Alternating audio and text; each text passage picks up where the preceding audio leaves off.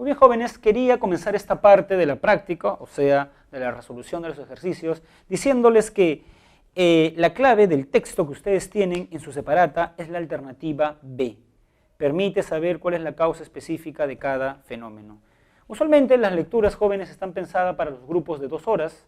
Filosofía se dicta 2 horas en ciertos, digamos, ordinarios presenciales.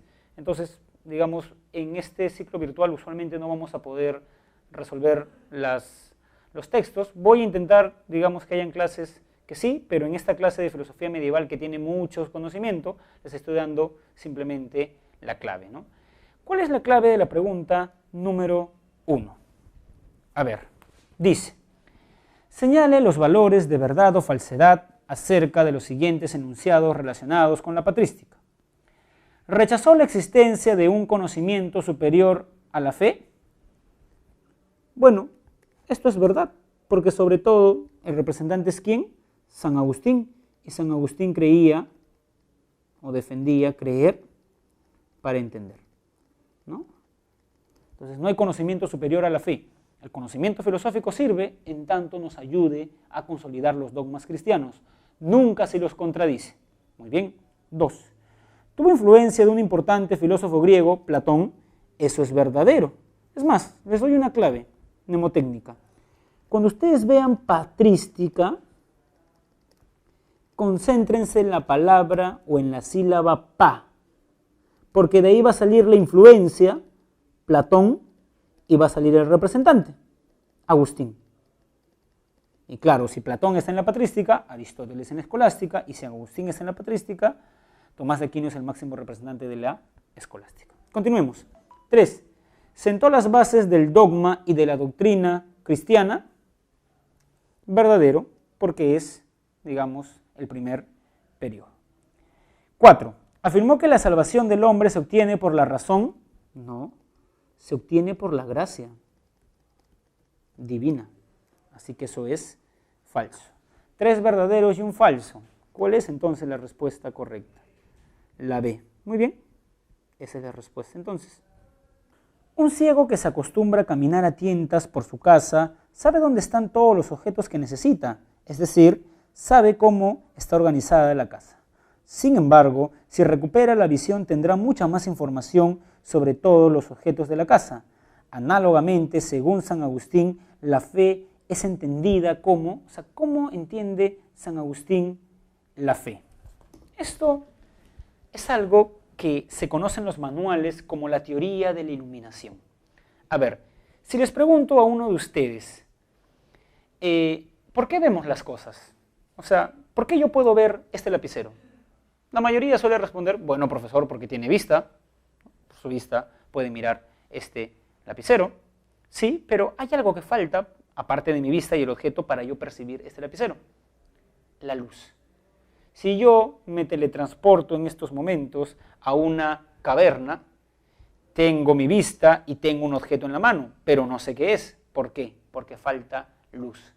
San Agustín dice, haciendo una analogía, que está el hombre y está la verdad. Dios existe. Pero ¿por qué no todos ven esa verdad? Porque no todos dejan que Dios ilumine su interior. Por eso para San Agustín la fe es como una iluminación que hace Dios de tu interior. Tú puedes tener la verdad frente a ti. La Biblia, hay muchos que tenemos Biblias en nuestra casa. Lo que no implica que creamos lo que ella dice. Es porque nosotros, o sea, las personas que no creen en Dios, los agnósticos, no dejan que Dios ilumine su interior. En ese sentido, la alternativa de la pregunta número 2 es la C. 3. Los cristianos afirman que cuando Dios habla al hombre, éste puede conocerlo mejor. También el hombre puede hablar mejor acerca de Dios, procesando la fe que éste le ha obsequiado. Por tanto, se puede deducir que el cristianismo se presenta como una filosofía que fundamenta sus dogmas con especulaciones de los filósofos. O sea, el cristianismo se sirve de los filósofos, pero no es esencialmente una filosofía. B. La religión revelada donde los dogmas no pueden ser comprendidos por la razón, o sea, en sentido estricto, jóvenes, hay dogmas que no pueden ser comprendidos con la razón. Y el caso de Tomás de Aquino habla de algunas verdades que se comprenden por la razón, la existencia de Dios, Pero el mismo Tomás de Aquino señala que la idea de que Dios es uno y trino no puede comprenderse por razón. La idea de que María es virgen tampoco puede comprenderse por razón. Es una cuestión de fe. 4. Con respecto a la filosofía medieval, determine la verdad o falsedad. La escolástica acudió a Aristóteles para validar las ideas del cristianismo, verdad.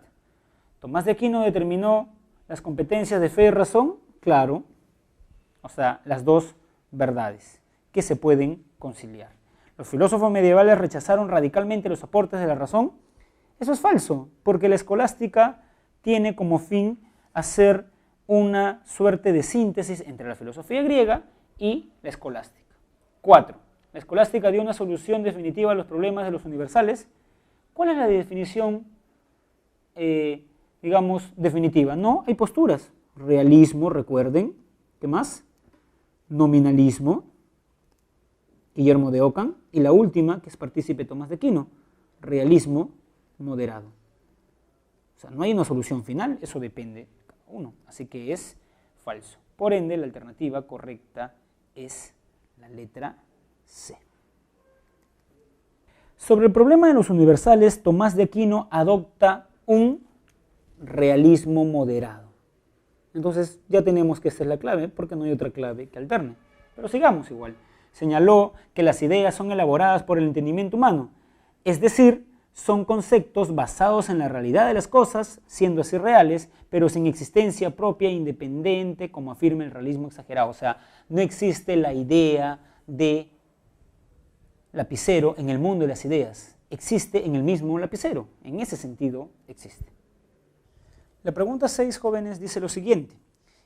Isabel afirma que no importa si algunas personas se llaman Carlos, Miguel, María, Elena, que algunos son varones y otras mujeres, que unos son flacos y otros gordos, pues esos son los hombres que existen realmente. O sea, está hablando de hombres, y los hombres son seres contingentes, o sea, que existen, pero que pueden no existir. Y por eso en lo que viene de la pregunta dice, esta afirmación se contrapone con la existencia de un único ser imprescindible que siempre ha existido, o sea, un ser necesario. Y siempre existirá, y que ha engendrado a todos los seres. ¿Con qué vía de Santo Tomás se parece esta reflexión de Isabel? Con la tercera vía, que hace una diferencia entre ser contingente y ser necesario. Para Guillermo de Ockham, los universales son incomprensibles, pues lo único que podemos conocer son las cosas concretas a las que hacen referencia. Eso es clave para la respuesta. O sea, para Guillermo de Ockham no existe la idea del lapicero, existen los lapiceros reales. Lo que sucede es que yo utilizo la palabra lapicero para hacer referencia a individuos que comparten ciertas características. Continuemos. Además, los universales son conceptos que no guardan relación con la divinidad, sino que son meras palabras, nominalismo, por ende, con las que el ser humano se refiere a una pluralidad de individuos similares.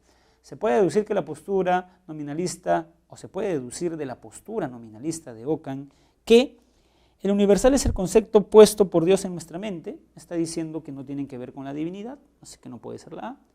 Lo concreto es lo único que podemos conocer y nombrar, esa es la clave. Pregunta número 8. Las explicaciones científicas sobre el continuo espacio-tiempo de Albert Einstein y Hendrik Lorentz generaron una discusión científica. Lorentz introdujo la noción de éter inexistente en la ciencia, mientras que Einstein explicó lo mismo con elementos ya conocidos. Si aplicamos el principio metodológico de Ockham, el principio metodológico de Ockham, jóvenes, es la famosa navaja de Ockham. ¿En qué consiste, profesor, la navaja de Ockham? En que la explicación más sencilla probablemente es la explicación más correcta. ¿Qué quiere decir eso? Por ejemplo, tenemos dos teorías sobre un mismo fenómeno, dos hipótesis. Y una teoría explica ese fenómeno con 3 conceptos y otra teoría lo explica con 5. Probablemente, no es que sea necesario esto, probablemente, dice Ockham, la teoría más simple sea la correcta. Y en ese sentido, en el problema espacio y tiempo, Einstein explicó ese problema con los conceptos que ya conocían los científicos. En cambio, Lorentz a esa gama de conceptos le agregó uno nuevo, el de éter. Por ende, para Ockham, ¿quién tendrá la razón? Probablemente Einstein. Por eso, la clave correcta es la alternativa A. Muy bien, jóvenes, hemos visto 1000 años de filosofía. Esta clase ha pretendido darles las nociones fundamentales de Tomás de Aquino, de Guillermo de Ockham, de San Agustín, pero también quiero que entiendan que lo que define un filósofo no es el ser ateo, ¿no? O sea, la gente suele pensar que un filósofo necesariamente es ateo. No es así. Hay muchos filósofos que creen en Dios, pero ojo, si a estos filósofos como Tomás de Aquino y San Agustín los vemos en esta clase, es porque en el caso de Tomás de Aquino es mucho más patente esto. Tomás de Aquino no dice, yo creo en Dios porque eso me lo dice mi corazón. Tomás de Aquino dice, yo creo en Dios y para eso tengo 5 poderosos argumentos. O sea, trata de dar argumentos de por qué cree en Dios o no. Entonces, esta clase también tiene ese fin, un poco de que ustedes piensen, reflexionen sobre su cristianismo y quizás puedan agregar una vía más a las 5 famosas de Tomás de Aquino. Nos vemos en la siguiente clase.